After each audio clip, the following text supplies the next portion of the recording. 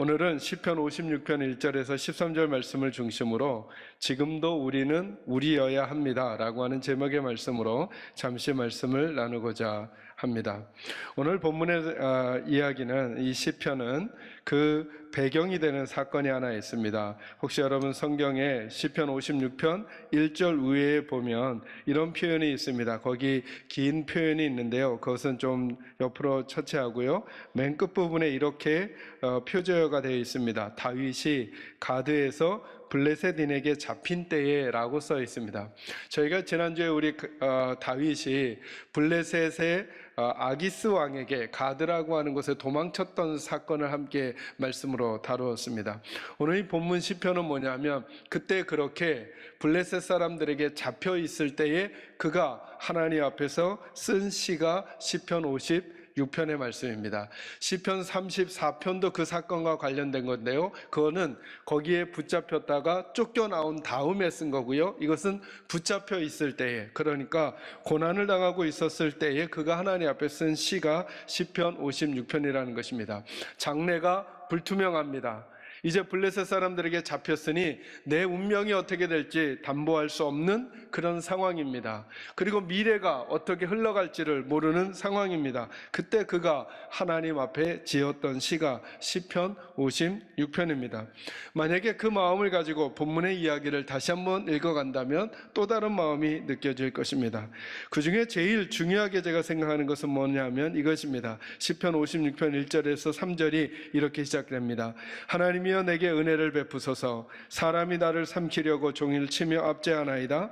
내 원수가 종일 나를 삼키려 하며 나를 교만하게 치는 자들이 많사오니 내가 두려워하는 날에는 내가 주를 의지하리이다. 아멘.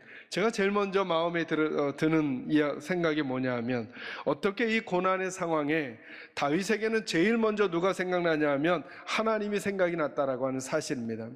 그래서 저는 믿음이란 세계관의 문제라고 생각합니다. 제가 우리 식구들에게 믿음의 삶을 정의해 드릴 때 하늘 백성의 세상 살기라고 설명드리지 않습니까? 하늘 백성의 세상 살기가 믿음이라고 하는 것을 설명해 가는 것입니다. 세상에서 만나는 모든 상황 속에서 나는 무엇을 택할 것인가, 이게 믿음의 이야기입니다. 왜 그런 행동을 선택했고, 왜 그런 말을 했고, 그런 표정을 지었는가, 그것이 믿음의 모습이라고 하는 것입니다. 내가 그렇게 선택한 기준이 무엇이며 내가 그렇게 행동한 기준이 무엇인가의 문제. 지금 이 절망의 상황에 다윗은 누가 떠오르냐 하면 하나님이 떠오르는 것입니다. 다른 것이 떠오르는 것이 아니라, 다른 사람과 상황, 다른 어떤 것이 떠오르는 것이 아니라 하나님이 떠오릅니다. 그래서 자기가 죽음이 앞에 있을지도 모르고 어떤 절망과 염려가 더 켜켜이 쌓여갈지도 모르는 상황에 하나님이 떠오른다는 것입니다. 제가 오늘 설교 제목을 지금도 우리는 우리여야 합니다라고 제목을 잡은 이유가 이것입니다. 사랑하는 성도 여러분, 우리가 어떤 상황을 만나고 있습니까? 지금도 우리는 우리여야 합니다. 이 문제 앞에서도 우리는 우리여야 합니다. 다윗은 그 절망의 상황 앞에서도 하나님의 사람이었습니다. 그는 하나님이 생각났습니다. 그리고 그 문제를 하나님 때문에 풀어가려고 하고 있는 것입니다. 이것이 세계관인 것이죠. 우리가 속했던 세상이 우리에게 주는 시각이 아니라 이제 우리가 속한 세상이 주는 시각을 가져가려고 하는 것입니다. 나는 왜 그것을 선택했는가? 나는 왜 그런 행동을 선택하고 있는가? 그리고 나는 이제 내게 다가온 이 문제 앞에 어떤 선택을 할 것이냐라고 하는 것입니다. 그러면 어떻게 하나님의 백성으로 존재할 수 있겠는가? 그것이 오늘 시편 56편이 우리들에게 주는 이야기입니다. 세 가지 이야기로 여러분에게 정돈해 드리도록 하겠습니다. 여러분 3절과 4절 말씀을 저와 함께 같이 한번 읽어볼까요? 함께 읽겠습니다. 시작. 내가 두려워하는 날에는 내가 주를 의지하리이다. 내가 하나님을 의지하고 그 말씀을 찬송하올지라. 내가 하나님을 의지하였은즉 두려워하지 아니하리니 혈육을 가진 사람이 내게 어찌 하리이까? 아멘. 여러분 3절과 4절을 읽으면서 제일 많이 반복된 표현이 있습니다. 혹시 찾으실 수 있겠습니까? 뭘까요? 하나님을 의지한다는 표현입니다. 근데 여러분 이 표현은 이 두 절에 국한되지 않고요, 9절로 한번 와보시기 바랍니다.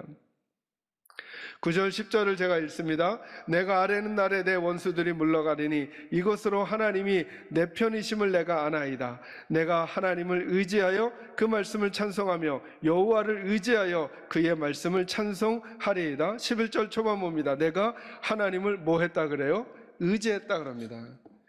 어떻게 우리가 우리의 힘을 지켜낼 수 있는가? 고난과 역경, 절망의 상황 속에서도, 앞이 보이지 않는 불안한 미래가 우리에게 있는 것 같은 상황 속에서도 첫째, 다윗이 선택한 것은 하나님을 믿는 것이었습니다. 하나님을 믿기에 그는 절망 안에서 포기하거나 주저앉거나 삐뚤어지거나 망가지지 아니하고 하나님의 백성으로 그 시간을 보내려고 씨름하고 있는 것입니다. 왜냐하면 하나님을 믿기 때문에 그렇습니다. 여러분, 하나님을 믿으시기를 바랍니다. 지금 이 상황에도 하나님을 꼭 믿으시기 바랍니다. 이렇게 혼란스러운데, 이렇게 마음이 분주한데, 그래도 그 혼란스러움 속에 하나님을 믿으시기를 바랍니다. 여러분 개인이, 여러분 가정이, 우리 교회가, 우리나라가 하나님을 믿었으면 좋겠습니다. 거기서부터 마음의 정돈이 되는 것입니다. 그런데 오늘 성경에 하나님을 믿는다는 것에 대한 아주 우리들에게 가까운 표현을 하나 해줍니다. 9절 말씀입니다. 거기 보니까 다윗이 이렇게 말하죠. 내가 아뢰는 날에 내 원수들이 물러가리니 이것으로 누가요? 하나님이 누구 편이라고요? 내 편이심을 알게 될 거다, 이렇게 말해요. 우리가 하나님을 믿는다는 게 무엇인가? 하나님이 내 편이심을 기억하는 거예요. 하나님이 내 편이심을 기억하는 거예요. 나 비록 웅덩이에 지금 빠져 있지만, 나 비록 적의 소나기에 잡혀 있지만, 아무것도 내 마음대로 할 수 있는 게 없지만, 휘두르는 대로 휘둘릴 수밖에 없지만, 속이 답답해 한숨밖에 나오는 게 없지만, 아무도 내 이야기를 들어주는 것 같진 않지만, 사람이 내게 어찌하리까 라고 하는 탄식이 전론하지만, 그러나 하나님을 의지하는 거죠. 하나님을 의지한다는 것은 하나님이 내 편이심을 잊지 않고 사는 것입니다. 여러분, 지금 이 시간에 그렇게 고백할 수 있겠습니까? 하나님은 지금 내 편이셔. 하나님은 지금 내 편이셔. 하나님은 지금 내 편이셔. 나를 아시고 내 마음을 아시고 내 길을 아셔 라고 하는 마음이 저는 우리 식구들 가슴속에 꼭 들기를 주의 이름으로 축원합니다. 하나님은 분명히 우리에게 좋은 일을 행해 주실 것입니다. 그러니 이 이야기는 무슨 이야기일까요? 이 절망 앞에서, 이 혼란한 앞에서, 이 어려움 앞에서 마음을 바르게 하라는 것입니다. 하나님이 우리 편이니까, 하나님 때문에. 절망적인 상황이 왔다고 마음 삐뚤게 먹지 말라는 것입니다. 마음 날카롭게 먹지 말라는 것입니다. 함부로 마음을 무너뜨리지 말라는 것입니다. 아직 마음을 지키라는 것입니다. 왜요? 하나님이 내 편이니까요. 하나님이 내 편이니까요. 그러나 여러분, 이번 기회에 정말 철저하게 그 훈련을 한번 해보는 거죠. 여러분 가정을 천국으로 만들어 보십시오. 여러분의 직장을 하나님의 땅으로 만들어 보십시오. 그곳에서 우리는 예배하지 못하니까 우울해, 예배당 못 가니까 힘들어 라고 힘없는 성도의 모습이 아니라, 아니, 나는 어느 곳에 있든지 내 하나님과 함께 하나님이 내 편 되시니 나는 지금도 나는 하나님의 백성이야. 지금도 우리는 우리여야 하듯이 그 상황 가운데서도 우리 계산제일교 식구들이 지금 이 시기에 가는 곳곳에서 하나님의 놀라운 은혜의 향기가 전파될 수 있기를 주님의 이름으로 축원합니다. 하나님을 믿으십시오. 그리고 마음을 바르게 하십시오. 마음을 거칠게 먹지 마십시오. 마음을 삐뚤어 먹지 마십시오. 왜요? 아직도 하나님이 내 편이시니까요. 이게 다윗이 가지고 있었던 모습이었습니다.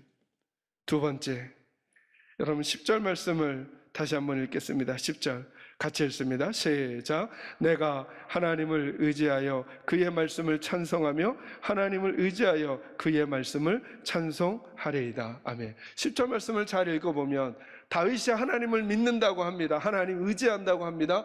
그러면서 동일하게 반복되는 표현이 또 하나 나옵니다. 그게 뭐죠? 하나님의 무엇을요? 말씀을 찬송한대요. 여러분 4절로도 한번 와보시기 바랍니다. 제가 읽습니다. 내가 하나님을 의지하고 그 무엇을요? 말씀을 찬송하올지라, 이렇게 말합니다. 두 번째, 다윗은 하나님의 약속을 믿었습니다. 다윗은 그 고난과 역경, 죽음의 위기 앞에서, 절망의 위기 앞에서 하나님을 믿었습니다. 하나님은 여전히 내 편일 거라고. 그러면서 그가 떠올린 게 있습니다. 과거에 하나님께서 그에게 들려주셨던 하나님의 말씀. 사무엘상 16장에 어느 날 양을 치고 있었는데 갑자기 어디선가 허겁지겁 자신을 부르는 소리가 들립니다. 웬일인가 보았더니 사무엘이라고 하는 거대한 선지자가 우리 집을 방문했던 것입니다. 하나님께서 누군가에게 기름을 부어야 하는데 형들이 차례로 다 그 선지자 앞에 섰지만 선지자의 마음에는 하나님의 음성이 들리지 않았습니다. 그러자 이제 바깥에서 양을 치고 있었던 다윗에게까지 그 기회가 온 것입니다. 양을 치고 있던 다윗이 그 음성을 듣고 선지자 앞으로 갔을 때 이게 갑자기 무슨 일인지 그 선지자가 자신에게 기름을 붓고 안수하는 것입니다. 그리고 왕이 될 거라는 언약을 하는 것입니다.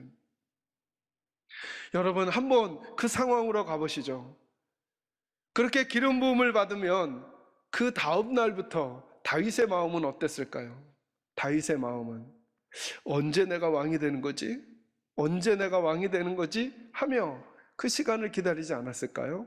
근데 참 희한하게도 다윗이 왕으로 기름 부음을 받은 시점과 실제로 왕이 되는 그 시간 동안은 굉장한 차이가 있습니다.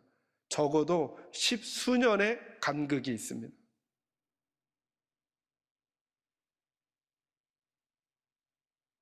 근데 4절과 10절의 표현이 아주 특이합니다. 내가 하나님을 의지하고 하나님의 말씀을 찬송할 것입니다. 내가 하나님을 의지하고 하나님의 말씀을 찬양할 것입니다 라고 하나님의 말씀을 찬송하고 노래한대요. 여러분, 하나님의 말씀을 찬송하고 노래한다는 게 무슨 뜻일까요? 입과 마음에 그 말씀을 담아 놓았다는 거예요. 입과 마음에. 그래서 그 하나님의 약속이 노래가 되고 하나님의 약속이 기도가 되고 하나님의 약속이 하나님의 말씀이 소망이 되었던 것이죠. 다윗은 잊지 않았어요. 내 편이신 하나님이 나를 왕으로 삼으신다고 했으니 나 지금 블레셋 사람들에게 잡혀 있지만 이것이 나의 끝이 될 수는 없다는 것입니다. 그래서 그는 하나님이 주셨던 말씀을 또다시 되뇌입니다. 또다시 되뇌입니다.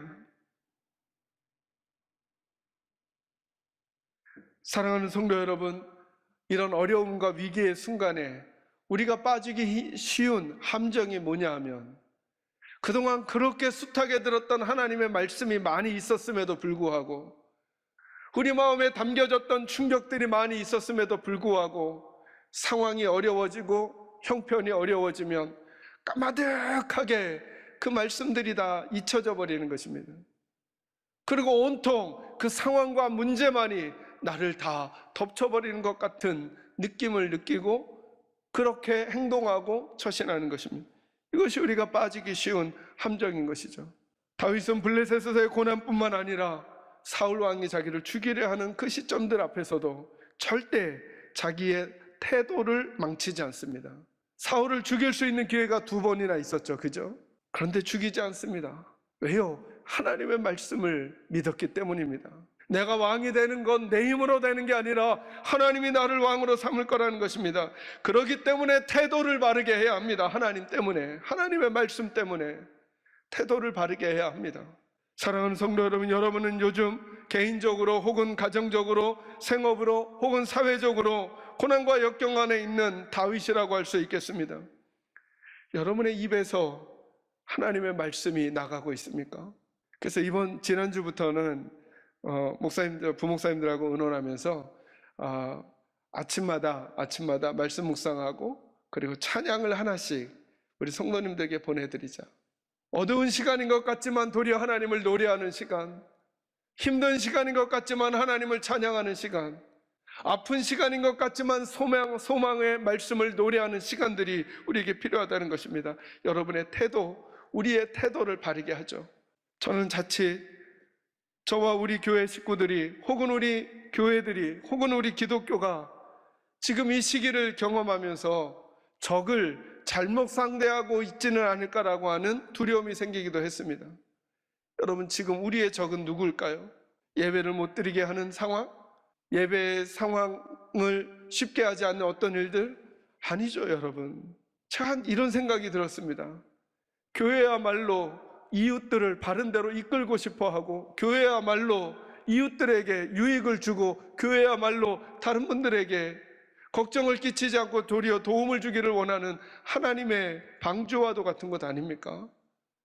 그렇다면 우리가 무엇을 선택해야 될지, 어떤 태도로 그 길을 걸어가야 할지, 개인으로, 교회로, 우리 공동체 전체로, 더더욱 이웃들에게 이 어려운 시간일수록 하나님의 말씀에 나타난 바른 태도와 자세를 가지고 이웃을 섬기는 이들이, 저는 우리 교회, 우리 식구들이 꼭 될 수 있기를 주님의 이름으로 축원합니다. 마지막 세 번째입니다. 여러분 12절과 13절로 한번 와보시기 바랍니다. 같이 한번 읽어볼까요? 읽습니다. 시작. 하나님이여, 내가 주께 서원함이 있사온즉 내가 감사제를 주께 드리리니 주께서 내 생명을 사망에서 건지셨습니다.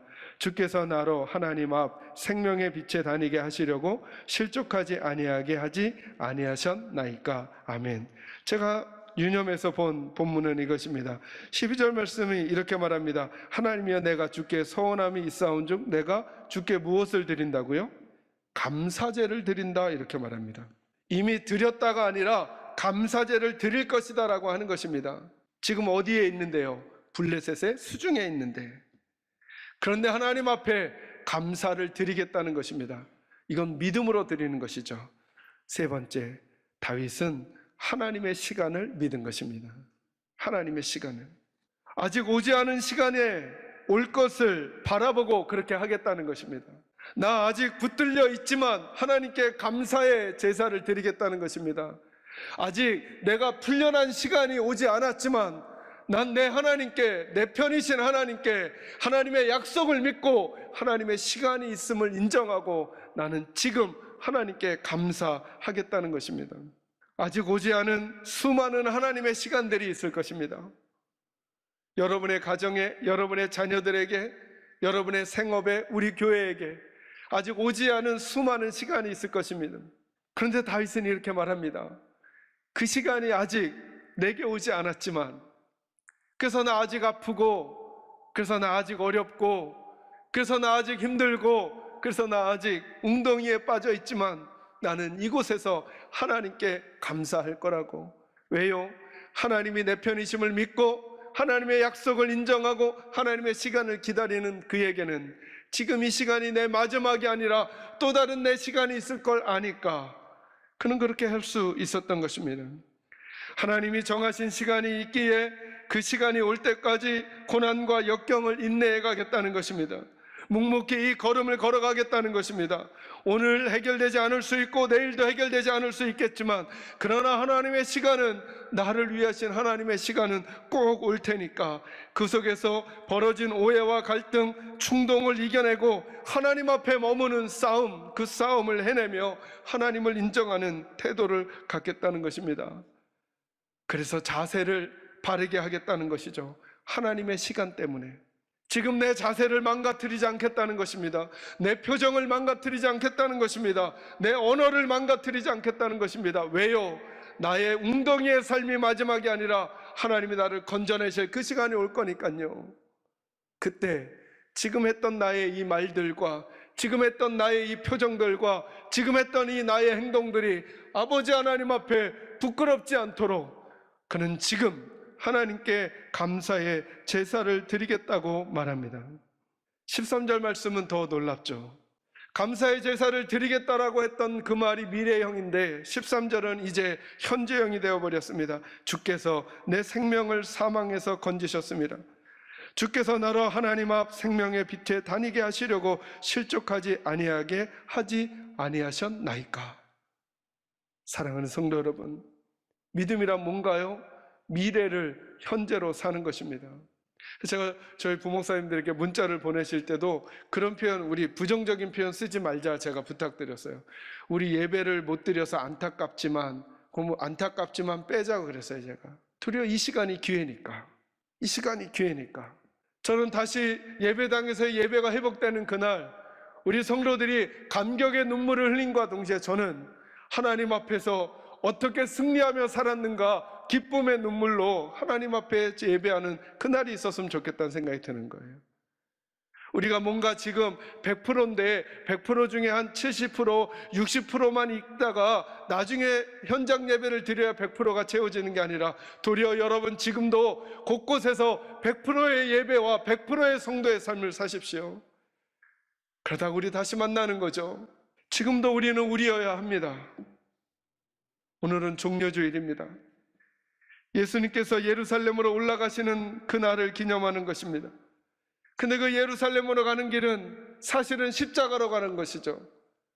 십자가로 가는 길은 죽으러 가는 것이죠. 그 과정에 이해하지 못할 일들이 막 생겨납니다. 예수님이 무력해지시고 예수님이 연약해지십니다. 여러분, 그 사건 이전까지 예수님은 말씀으로 병자를 고치고 귀신을 내쫓고 물고기 2마리와 떡 5개로 5,000명을 먹이고 놀라운 기적들을 행하십니다. 그런데 희한하게 종려주일로부터 시작해서 예수님은 자꾸 무력해지십니다. 마치 예전의 예수님과 지금의 예수님이 전혀 다른 분처럼 아무런 능력도 발휘하시지 않는 것 같습니다. 사람들이 조롱을 합니다. 조롱을 하는데 조롱하는 것처럼 보여집니다. 사람들이 예수님을 가벼이 여깁니다. 그런데 더 이상한 것은 진짜 예수님이 그렇게 가볍게 취급돼도 되는 것처럼 그냥 그렇게 계십니다. 어떤 이들이 침을 뱉고 뺨을 때립니다. 그런데 아무 일 드러나지 않습니다. 이러면 안 됩니까? 예수님께 침을 뱉었더니 도리어 그 침을 뱉은 그에게 독이 돼서 날아가 그의 얼굴이 타버린다면, 예수님에게 뺨을 때린 그 사람의 손이 도리어 더 병들어지고 있는 것을 본다면, 그냥 예수님은 뺨을 맞으셨지만 침뱉음을 당하셨지만 역시 놀라운 분이야 라고 할 것 같은데, 그분은 그냥 뺨을 맞으시고 상처가 나시고 침뱉음을 당하시고 그 모욕을 그냥 감수하십니다. 수치와 부끄러움을 그냥 당하시고 그 수치와 부끄러움에서 일어날 만한 아무런 힘이 없는 것 같은 분으로 묵묵히 그 걸음을 걸어가십니다. 비난과 배신 앞에서도 속수무책이신 것 같습니다. 십자가에서 내려오라 말하지만 예수님은 꿈쩍도 못합니다. 네가 진짜 하나님의 아들이거든 내려와 너를 구원하고 우리를 구원해보라고 말하지만 예수님은 그 말씀에 전혀 반응하지 않습니다. 옆에 있었던 제자들마저 모두 다 예수님을 배신하고 떠나버립니다. 그것이 종려주일부터 시작된 예수님의 걸음이었습니다. 옆에 있던 사람들마저 너를 떠나는데 내가 온 세상을 구원할 수 있겠느냐라고 하는 세상의 모든 만물들이 배아냥거린 것 같은 시간을 예수님은 지금 묵묵히 지나가고 계십니다. 다윗이 블레셋 가드왕 아기스 앞에서 미친 체 하는 것처럼 도대체 예수는 예수인가? 라고 하는 질문이 생길 만한 상황들로 자신을 그냥 내몰고 계십니다. 그런데 그분은 아무 일도 행하지 않고 그 무력함과 연약함, 그 수치와 부끄러움, 비난과 배신을 다 당하시고 묵묵히 그 걸음을 걸어가십니다. 왜 그러셨을까? 바로 오늘 저와 여러분 때문인 거죠. 주님은 하나님 때문에, 주님은 하나님의 약속 때문에, 주님은 하나님의 시간을 위하여 지금 이 걸음을 걸어가고 계시는 것입니다. 오늘 우리가 걷는 이 시간도 우리가 주님의 그 길을 걸어가는 사람들이니까 지금도 우리는 우리라는 사실을 기억하시고 어디에 계시든지 하나님이 내 편이심을 믿으시고 하나님의 말씀 마음에 콕 담으시고 하나님의 시간을 기다리면서 하나님의 백성의 마음 망가뜨리지 마시고 하나님의 백성의 태도 흐트러뜨리지 마시고 하나님의 백성의 자세 잃어버리지 마시고 계신 그곳에서 하나님의 백성답게 복되게 살아가시는 한 주간이 꼭 되시기를 주님의 이름으로 축원합니다.